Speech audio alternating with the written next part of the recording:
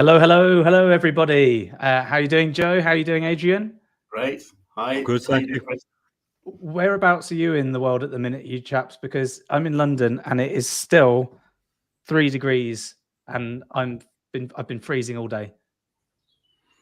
Well, I'm near Henley-on-Thames, just outside there, and yeah, it's still a bit chilly, but I'm in a warm den here. This is my little den. There you go.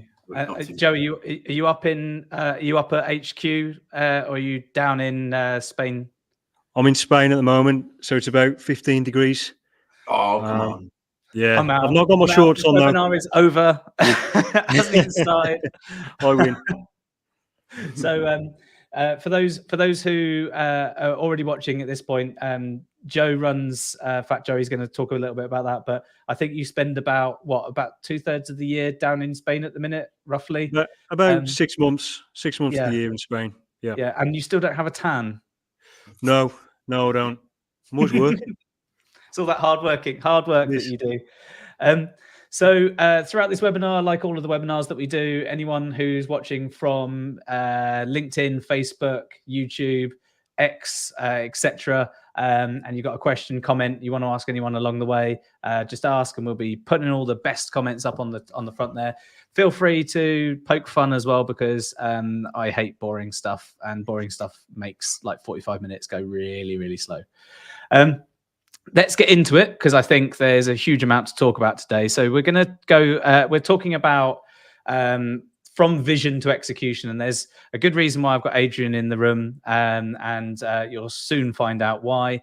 And just as good a reason why Joe's in the room. But for the most part, when an agency leader is trying to execute on a vision, it's best to have some kind of process or some kind of way of doing that maintains traction. And there's a fantastic book all about that called Traction.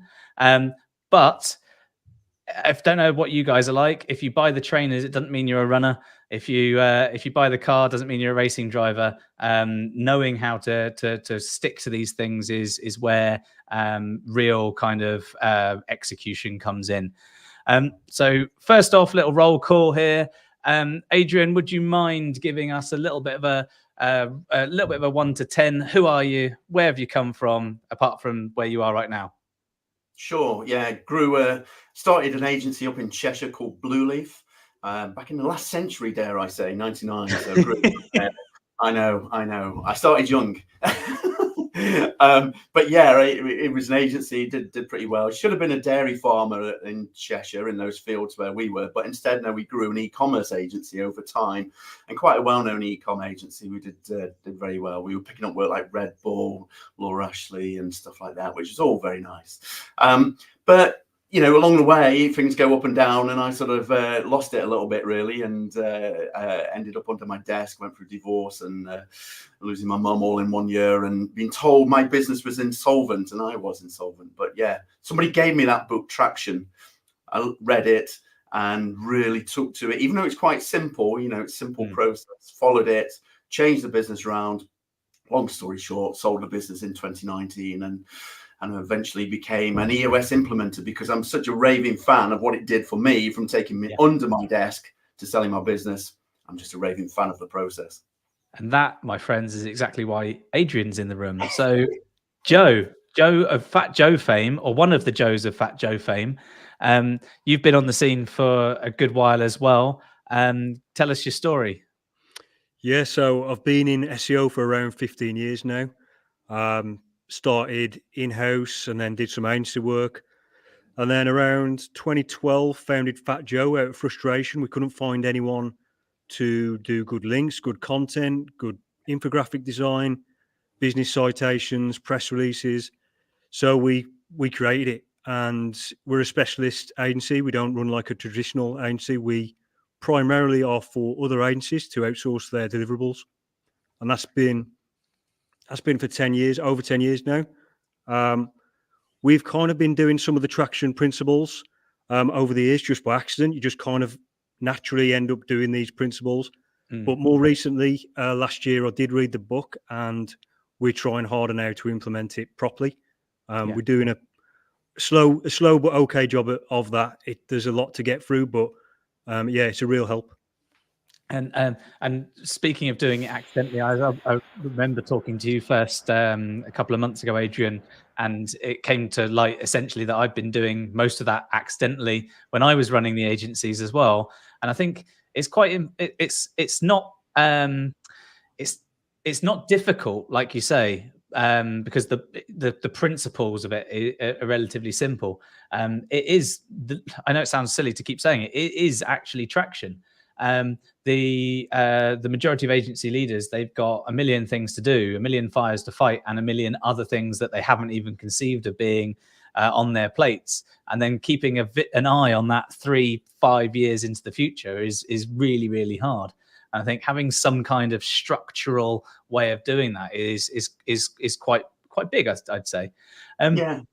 And if we look at for those of you who've never encountered EOS model and all of this stuff that we're talking about today, this is a great reason. Again, thanks Adrian for being here and giving us some of your time, because you'll be able to explain some of the principles and the vernacular that we'll probably use a little bit in here. And quite a lot of you guys watching this right now or in on catch up later, you'll probably realize that, oh, when he's talking about vision, what I actually mean is this in my agency. And so you'll be able to kind of work out the parities there. I typically try and think of this model as basically being a guidebook on how to run a company. Adrian, can you explain it in a much more intelligent way, please? I'm not sure about the intelligence bit, but I can follow the model for you. You've got the diagram, haven't you? Yeah, one second. There we go. Let me make it a little bit bigger. And cool. There we go. Is that a bit bigger? Wonderful. There we go. So for people that don't know, it's called the EOS model, the Entrepreneur's Operating System. And it is a system. I think the key thing around it is that it's quite a simple process that we go through.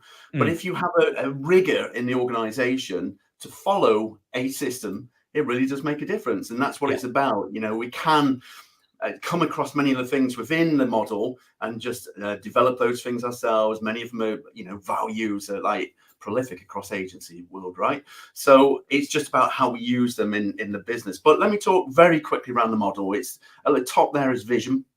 We've got to make sure that we're getting you as leaders, senior leadership team, all clear on the vision, because if you're clear where you're going, the rest of the team are going to follow you. That's what happens generally in business. And then the next one to the left is the sort of second piece of the pie. It's about the people. We've got to make sure we're getting the right people in the right seats. So we've got to know what the right seats are, that's for sure. We've got to create that, because so many times we just inherit people and then we make them good, but they don't always enjoy what they're doing or great at what they do. So we've got to get right people in the right seats. Third one on the right there is data. That's getting the right metrics that we've got to be measuring. So we've got to create a scorecard that we can use weekly, not monthly, not quarterly. We just need this, eyes on what's going on in your business. So we create a weekly scorecard for you and all the team. Now, if we get all those three things right, then we're creating openness in the business, which creates on the far left issues. Issues are good. We want issues. So we want to create a culture of capturing issues in the business, because we've got some tools to solve it. So we go through something called IDS, which is identify, discuss, and solve, by taking them off the issues list. Yeah. Far right, process. We don't want to throttle a business with process. We just want to capture some of it and make it smoother. And then at the bottom there is all about the traction. We've got to create massive traction in the organization, heading towards that vision, because vision without traction is a hallucination. So we've got to get it all right. So that's the model in its simplest form. And one of the things which I think you'll recognize, Joe, in the years of running Fat Joe, and probably the amount of different versions of vision, should we say, that have been conveyed internally, as you learn how business works and how the agencies work and how things progress in an industry, you start to refine what that really means. And I think there's a big difference that between we're going to be the biggest agency in the world and we're going to be the most well-known X in Y for Z specialism there's big distinctions between that kind of thing, and this is where I think reading the book is important. Reading through this, having some advice is great, but like, how many different versions of a vision have you had for Fat Joe?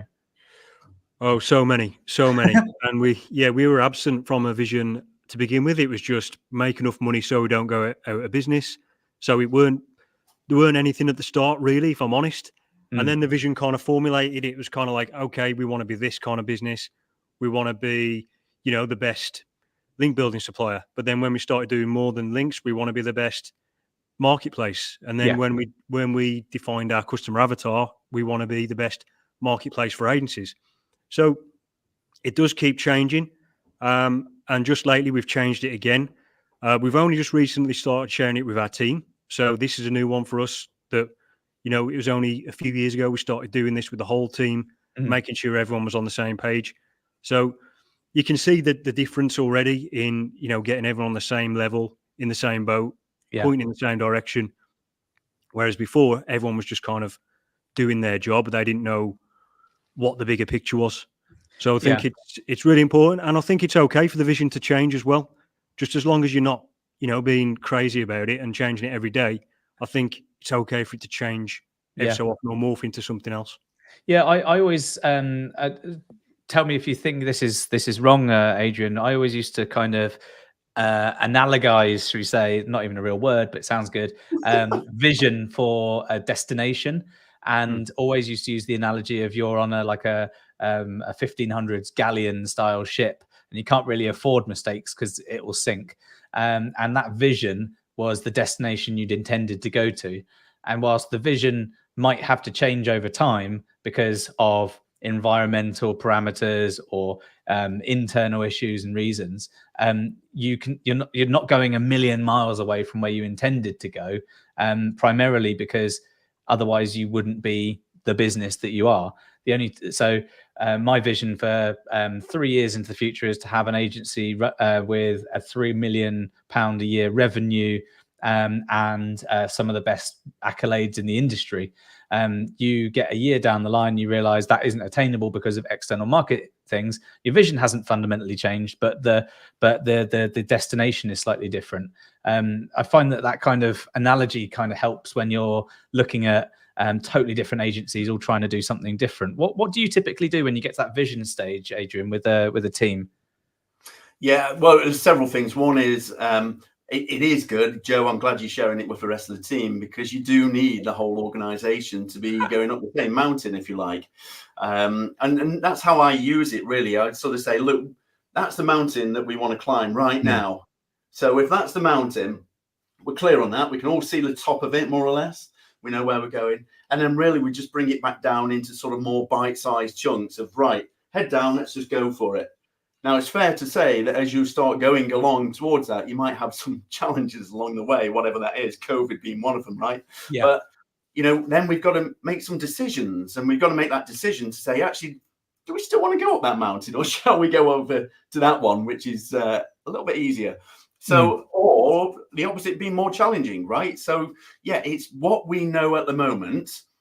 That's where we're going. We get all of our team, and when we bring it all the way down from that long range vision down to, say, a 3 years picture of what it looks like, down to a 1 year plan, down to quarterlies, down to weeklies.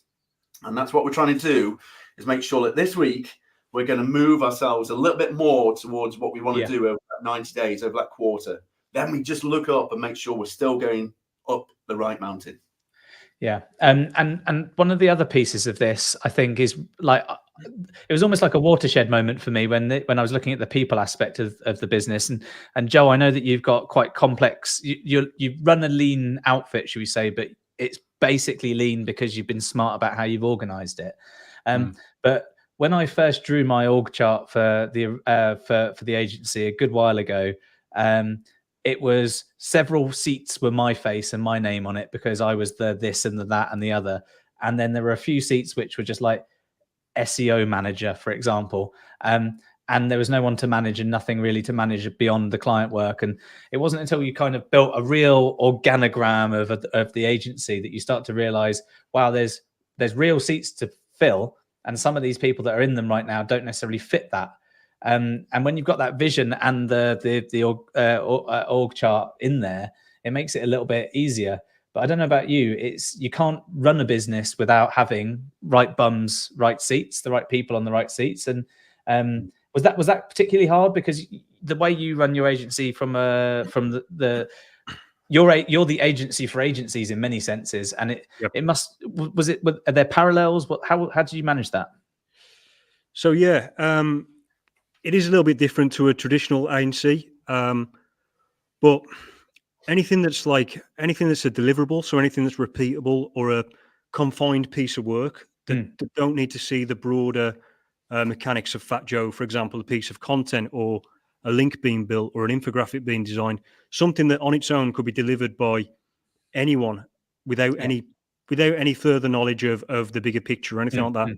That's contracted out, that's outsourced to a trusted provider or vendor or contractor or vendor, but they're just not on the payroll of Fat Joe.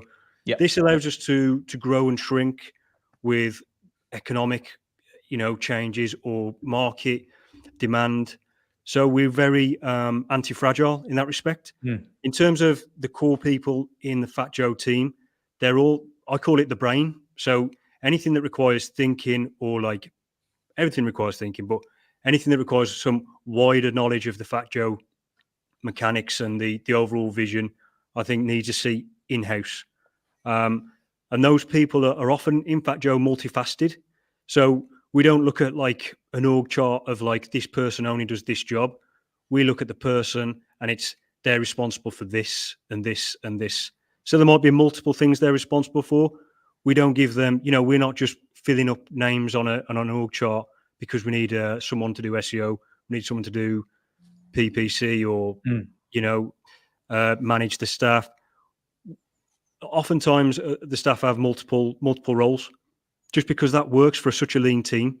I mean, it's hard to find those people, and often they're kind of, they organically grow with the company. So they may start as a support person. So they may start with no prior knowledge of SEO or prior knowledge of marketing, and they come in, they learn on the job. 2 years' time, they may be taking on a new responsibility of outreach, for example, or managing the writers or hiring writers. So that's kind of how we've done it. Yeah, and Can I jump in there, Chris? Actually, do it. We're on an EOS talk. I'm going to challenge you guys. It's not an org chart that you need. It's not an org chart. What is it? It's an accountability chart. Hey, an accountability chart within your business. That's what I was getting at. I don't want to say this, but the point I was just about to make before you jumped in was that the way I built my seats was to have each seat as a list of accountabilities before the title. So you create the function you need in your business for the next 6 to 12 months. You create that in a room. You go and lock yourselves away with your senior leadership team, and you create that what do we need as function? And then you create the 5 or 6 roles that each one of those seats does. And then we put the right people in the right seats. Most people do it the other way. They have these people and then they create the org chart to fit the person into something. Then we give them some things. Here's the problem. Most people will not fit into what we call the GWC. GWC is, do they get it? Do they get the role? Do they understand SEO or PPC or programming or whatever it is? Do they get it? Do they want it? Do they get up every morning wanting to do that? And then the first one is capacity. Do they have the capacity to do it? The skills, the know for all, the knowledge, all that sort of thing. Now, we say that we never take people on who do not get it, and we never take people on that don't want it. And really, we shouldn't with capacity, but that is negotiable if they're going to come in and learn the job. Yeah, we've got to make sure they get it, want it, and meet our values. Yeah. Well, so arguably, the fourth one then is values. Let's say so they meet the values. Lovely. They get the job and they know what they've got to do. I'm going to be very careful which finger goes down next. They get the job. They know what they're going to do. They want the job and they're willing, but they don't have the capacity. That helps you identify, okay, there's a training need or some support. If they get the job because they know what they've got to do and they can do it and they've got the capacity, but they aren't willing or don't want to do the job, then the chances are they also don't meet the values of the business as well. And I've sat in front of people like that before, Chris, many times, and I've interviewed them. And partway through it, I've actually said, "Do you really want this?" And you can normally tease it out of them a little bit. It's like, "Well, I just need a job." I don't want you. I do not want somebody in my team that just wants a job. I want somebody that gets up and just knows that they get it and they want it, and they absolutely. can create And I think there must be time. Like, I think we've all made mistakes in hiring in the past. I don't think you can hire people without making mistakes, but I think with this kind of formula in mind and the right accountable seats, should we say, and that the jobs are built around accountabilities and so on, it makes it a heck of a lot easier to more quickly identify your mistake, and more quickly help someone if they need it, and more quickly support the team if required. It gives you a good view of the future, or a good opportunity to not have the day-to-day blinkers on. I think like just the bottom part here, and we'll talk about processes and operations shortly, but the next piece of this, right at the very bottom there, is this traction and the rocks and the meeting pulse thing.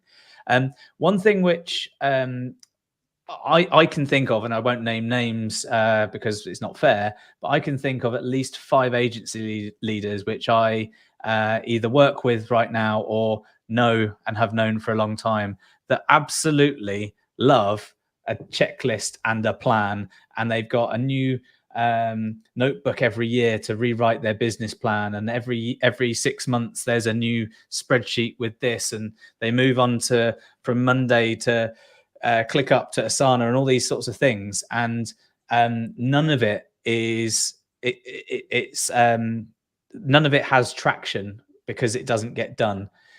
Do you mind, Adrian, just for a moment, just explaining this this organizer thing? Because like I understand it in principle, totally see this, and I completely I'm behind it. I buy it, but I know me, and I'm pretty sure I'm not unusual when it comes to life, in the sense that I could write all of these things. I'd be very happy. I'd high five myself at the end of the day, and then I wouldn't look at it again. Yeah. How does this work? Okay, well, it's more linked to the top one. Well, it's both vision and attraction. So normally on day 2, when we're working together, day 2 and 3, called the vision building day, we work on this document, a 2-page A4 document. That's all it is. It's sort of like, I've got bubbles coming up. That's great. That's clever. It's a new feature I've seen, and that's good. You can do others as well, I believe. Whether that works or not, I don't know. But anyway, it's creating this vision traction organizer. Yeah. And if we take the first page, which we're looking at here, we're going to make sure that your company knows what the core values are. We do a session, drill that down. You can do it yourself, or we can help you to get very, very clear on what the core values are. Then we've got to create some sort of focus. What is the focus that you're sort of, what is it? What's your purpose? What's the niche? Why do you do it? Where's the passion? We've got to make sure we're clear on what all those are. And then it's that longer range we talked about before. We say 10 years, some do it 5 years, some do it 7, some do it 20. It depends. It's a long range, and it's just something that we're looking at. And then if we've got those sort of things clear, we can then start to figure out what the marketing strategy is to help us to get to it. So, we've got to think about, if we've got in a lift and we got this target client that we know is exactly us, we've got to be clear on the demographics, geographics, who's that perfect client of ours. And if we're there with them, can we share with them some uniques? What makes us as a business unique? Ideally 3, it might be 1 or 2, which are similar to other companies, but if the combination of the 3 really makes us just really super strong, especially if we've got the next bit, which is a proven process. This is how we do it here. So we've got to get all these things, maybe a guarantee or a promise, which again makes it very easy to use the organization. And then it's then bringing it down to a 3-year, and then the next piece is down to a 1 year, and that's when we get quite linear on the numbers. And then you'll see the thing about rocks. Rocks is sort of like the 90-day world. It's the big things we've got to do in the business over the next 90 days, goal related. Yeah, and the rocks would be like the big heavy thing that needs to be moved versus that allows for the rest, for other things to happen, right? So it's yeah, like it's sort of like the rocks go in the glass first rather than the water going in the glass, because when the water's in the glass, you can't put anything else in. We put the rocks in first. They're the big things, which aren't always the most urgent, but they are the most important things you've got to do over the next 90 days in your business. You've got to get them done. You look at them first before you get into business as usual. Yeah. So work on the big rock. To give an agency example from a marketing point of view, a rock would be to make your website speak to your audience, do all of your positioning aspects on there before you would put some sand or whatever, or pebbles or whatever the nomenclature is, which would be build a social media marketing campaign, and then the one at the end of that would be have a spreadsheet ready to track it. So you don't build the tracking before you build the campaign, before you build the website, for example. It might well be in any number of other versions of those sorts of things, but the big thing that moves first, that allows the smaller but equally important, arguably, but the smaller things are many in nature. It's easy to do 5 smaller things than one giant thing, but you can't do any of those 5 until you've done the big one.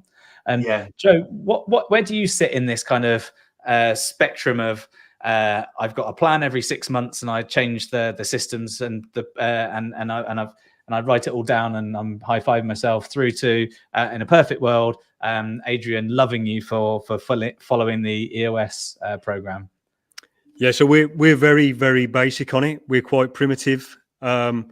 We basically just use Trello as like a, it's almost like a vision board. Yeah. And we've got Q1, Q2, Q3, Q4. And then in those quarters, we've got the rocks, if you like, the rocks that we want to complete in each quarter.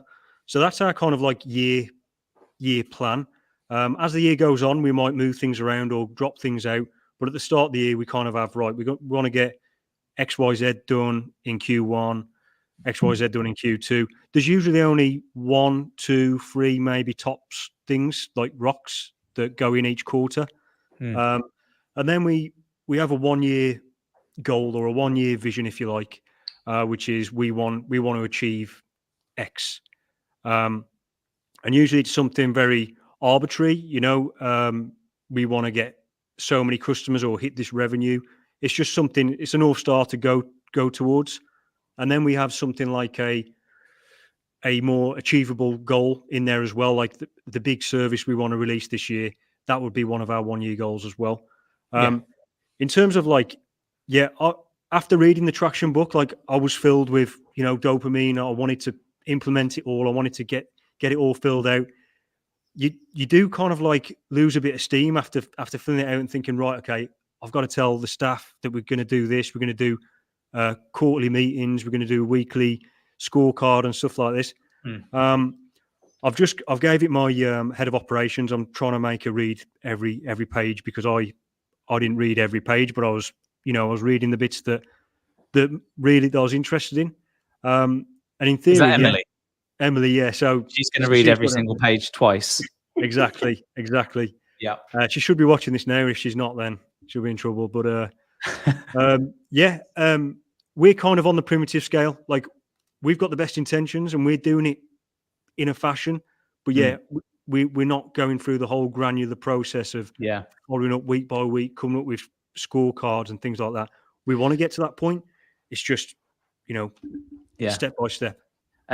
I know that we'll come on to some advice points towards the end of the webinar, but what you've just said there, Joe, is not a million miles away from where Adrian is, but obviously they're different things, but they are essentially big jobs, medium and small jobs split over time. The missing bits are obviously like Adrian showed, that the vision and the ultimate aim that ties it all together.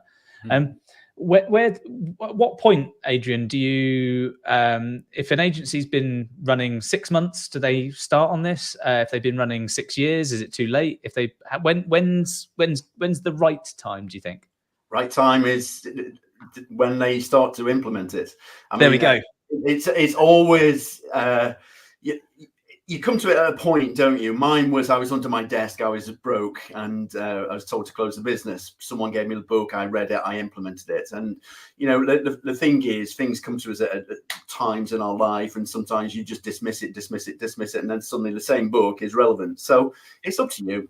I have some teams that I work with. I've got 2 people in them, and I have some teams that are much bigger. EOS's sort of sweet spot, if you like, is between 10 and 250 people in an organization. We work directly with the senior leadership team to help them to get it pure in their business, because when they get it pure, that's when it really flies. Tinkering, as agency owners can do, I was one, so I'll go in that model. You know, we grab a bit of this and a bit of that and a bit of that, and we make our own, don't we? That's what we tend to do. Seems to be that's the way we do it. So we're creative people. I'm going to sound really harsh. I'm going to sound really harsh when I say this right now, and I'm very sorry for anyone listening to this that it upsets. Adrian, you've been under the potential insolvency bracket. Joe, it can't have been plain sailing every single day of the year financially. The answer to the question of when should you start doing this, if you as an agency owner don't know when you should start looking at things like this, I implore you to do a cash flow forecast, and then that will tell you the latest possible point you can start doing this, and start doing it before that. You should. That is very true. You should have one of them. Yes, often that isn't the case, and it's essential. So the last part on here, the sort of the bottom right, the process piece, that's something which I expect to see some kind of every agency needs to have some sort of process, right? And I've seen everything, and I'm sure you've seen everything from a text file all the way through to a Google Doc, and then something really long and lengthy with loads of Loom videos in Notion, all sorts of things like that. Where do we sit around process implementation and optimization? I never hit the nail on the head with when I was running the agencies, but now working with them, I'm finding it an awful lot more easy, should we say, once you can see someone else's team makeup.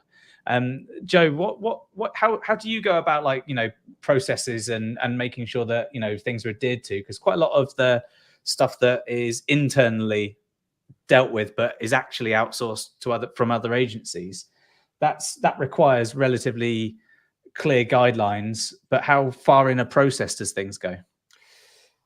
It's really, really processed. So everything is so processed to the point of we've built software. You know, we built our own platform which does a lot of the automations, which does a lot of the heavy lifting in terms of process. So it kind of like leaves very little room for mistakes. We basically, what we've got left with is input boxes from our contractors to input something. But for any work, like whether it's writing or link building, or whether it's answering emails, answering support emails, we have a process, we have an SOP. We've got a big database. It's a Trello board again, with every kind of job that we do internally, and there's an SOP for every single one. An SOP generally looks like a Google Doc with a Loom video on the top, and it's quite simple. You know, we try not to make it a big Bible of do this, and if this happens, do this. We try and just give some, you know, guidelines and some best practices. But for the most part, with our work that we provide for agencies, we try not to make it, you know, no one can play jazz. It's just this is what you do. It's got to be done in this way. The software does a lot of it, so all that's left is the people to do their individual parts. So it's a big part of one of our values is, does it scale? So before doing anything or before implementing anything, can we do this over and over again? Can we do this 1,000 times? So we're kind of heavy on it, yeah. Yeah. And where do you sit with this, Adrian? When you were running the agency, what did your processes look like prior to EOS and things like that? How did that change how you handled things? Weren't as strong. That's why we nearly went bust. So have them. Look, systemize the predictable. That's what you got to do. Systemize the predictable so we can humanize the exceptional. What we believe in really is to just go, you've heard of the Pareto law, 80-20 stuff, right? So we're not trying to get 100% of everything documented, because then we don't have time to read it. So we go for 20% of it documented, so then we get the 80% gain, if anybody's aware of Pareto law. So we go for we have a tool, as you would expect with EOS, 3-step process documenter. We list out, all businesses have got a handful of processes, you know, which we've got to figure out: HR, people, marketing, sales, ops. And then we get accountability, which is always a key thing that we're looking for, is to get somebody accountable to do each of those processes, which will allow us then to create a very simple flow of what is the predictable. And that's what we create. Just for people listening and people watching at the minute, obviously every agency is different, and the way that you build your processes and what you build them in and how you manage them will be slightly different. But what Adrian's just mentioned there is really, really important. If you go too far, you've got too much and no one listens and no one follows it. If you've got too little, no one's got anything to follow. The general sort of perspective I've got, and feel free to disagree, guys, is that usually if you've got a team of specialists and your agency is a specialists agency, for example, your standard operating procedures / processes, whatever you'd like to call them, should be very much more open and allow those smart people to do smart things. I often find that the best thing to do is explain the purpose of the task in that process template. This is why it's done and why we've sold it to the client. Here is an example of the template. This is what yours should look like at the end. Go about it however you like, as long as you get it done in time for the client. The other end of things is, you know, if you've got your more broad, full spectrum digital marketing agency, for example, you'll have a bunch of juniors in there probably, and it's a great opportunity to use those more broad SOPs to become a little bit more compartmentalized, and they can be used as a training tool. And you follow those processes whilst you're being shadowed or whatever, and they become a training tool. And I typically look at a single process, let's say an SEO audit, and you'd have the purpose of it, you'd have the example of what good looks like, the minimum value, the minimum requirement is use the right font, use this spreadsheet, and use, you know, all of those things, and then 5 bullet points and or 5 tasks, and those tasks will be the core 5 things that have to get done in order for this document to be the right thing for the client. And within there, you might have some questions that you should ask yourself, or you should have some things you should definitely look at. But it's not hamstringing people whilst also allowing juniors to learn. And that then allows it to become more accountable depending on the system you're using. You can see how long someone's taken to do it and so on and so forth. But if you do 95% of your processes as a Google Doc with 1 to 10 and loads of links in there, how many, Joe, you know this probably more than any of us, how often does Google change its guidelines, documentation, and therefore the links in someone's Google Doc process don't work anymore? Or I looked back the other day because I was trying to find a Google Ads process to show someone where I started off with processes, and I found this one that's got the old Google Ads interface from 2012, and it looks nothing like it does now. It uses the different naming conventions and everything. Now, if I had kept that going through the course of years, you'd have had to change that every single 6 months to a year. So the balance needs to be struck, I'd argue, in quite a lot of these senses. But the right thing to do, like Adrian said, is don't do 95+%, don't do 5%. 80-20 is pretty decent rule for the entirety of life, hence the law. So try and work from it that way. Coming to the tail end of this, because I appreciate that, first of all, Joe, you've got 11 years of running an agency experience, more or less, or 12 years almost. We could talk for days on a webinar, and I know you do a lot of content and things like that, so we could be here for a lot longer. Adrian, you literally live this and breathe this every day. You're the living proof that it can work for an agency, and you spend literally it's a good 18 months plus with agencies in a program, isn't it? From one end to the other. Yeah, the aim is to take the company from where it is and take them on a journey to get them 80% strong in 6 key components. And that it typically takes around a 2-year journey. You know, some get it sooner, some take longer, but you know, we're not contracted. We just join and just take you on that journey to get you stronger and stronger and stronger. And then many stick with us. So I'd be lying if I said that this webinar could go on for a lot longer, but any final thoughts and advice, guys? What's a cool starting point from your perspective, Adrian? Well, read, possibly look at Traction. You don't have to read it. If you can't be bothered to read it, give me a shout. I can do a free session and go through the whole thing free of charge. You read it out loud over the course of several days on a Zoom call, yeah? Minutes, and I can share all that. It's called a 90-minute meeting, free of charge. I can run that with anybody that's interested to know more. But yeah, and the other thing you mentioned about cash flow. If you've not got a cash flow doc, get one. Yeah. On the OMG Centre website, sorry to sound overtly promotional there, but on the OMG Centre website, there's an article all about budgeting for agencies, and in there is a free downloadable, you don't even have to put your email address in or anything, cash flow forecast template. Throw your P&L into there, split it out properly, put your opening balance or your closing balance from the previous month in. That's your beginnings of anything. You can then give that to your accountant and ask them to talk you through it, help you understand it, or give me a call or speak to any one of the OMG agency advisors.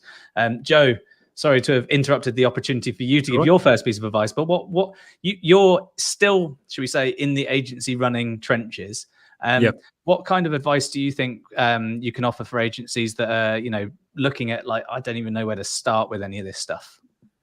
I'd say a big one with this is just having the vision, just having where you want to get to. It would be like the day zero kind of thought to have about all this stuff, in my opinion, and at least having some kind of, I mean, it took us so many years to get to this point where we thought, right, we need a plan of what we're doing this year. It was almost day by day. So having some kind of like Q1, we're going to get this done. Q2, we're going to get this done. Q3, Q4, and then you got some kind of structure. Even if the world happens and unexpected stuff happens and it doesn't go to plan, at least you've got some kind of direction you're going in.